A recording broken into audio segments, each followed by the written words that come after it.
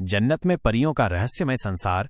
जन्नत इस्लामिक विश्वास के अनुसार स्वर्ग का एक ऐसा स्थान है जहां ईश्वर के भक्तों को अनंत सुख और सुंदरता का अनुभव होता है। इस स्वर्गीय स्थान में एक विशेष समूह है जिसे हूर कहा जाता है। ये हूर सुंदरता, युवावस्था और अद्भुत आकर्षण से परिपूर्ण है।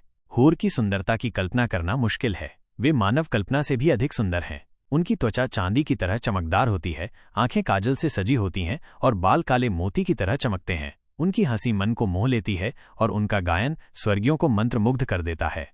हूर न केवल सुंदर हैं बल्कि वे बुद्धिमान और विनम्र भी हैं। वे अपने पतियों की हर इच्छा पूरी करती हैं और उन्हें हर तरह से खुश रखती हैं।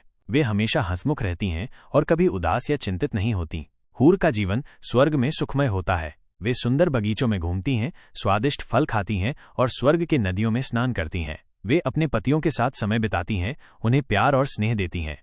हूर की संख्या अनंत है। हर पुरुष को स्वर्ग में कई हूरें मिलेंगी और वे सभी उसके लिए विशेष रूप से बनाई जाएंगी। हूरों का उद्देश्य अपने पतियों को खुश रखना है और उन्हें स्वर्ग में एक आदर्श जीवन प्रदान करना है।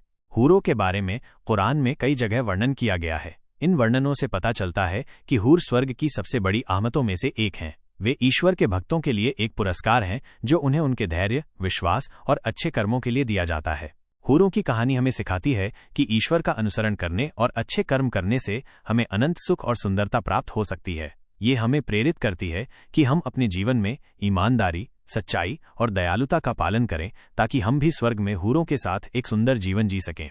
हूरों की कहानी हमें यह भी सिखाती है कि सुंदरता केवल बाहरी रूप में ही नहीं होती है बल्कि ये आंतरिक गुणों में भी निहित होती है। हूर न केवल सुंदर हैं बल्कि वे बुद्धिमान, विनम्र और दयालु भी हैं। ये हमें प्रेरित करता है कि हम अपनी सुंदरता को केवल अपने बाहरी रूप तक ही सीमित न रखें बल्कि हम अपने आंतरिक गुणों को भी विकसित करें। इस तरह हूरों की कहानी हमें प्रेरित करती है कि हम ईश्वर के मार्ग पर चलें, अच्छे कर्म करें और अपने आंतरिक और बाहरी सुंदरता को विकसित करें ताकि हम भी स्वर्ग में हूरों के साथ एक सुंदर जीवन जी सकें।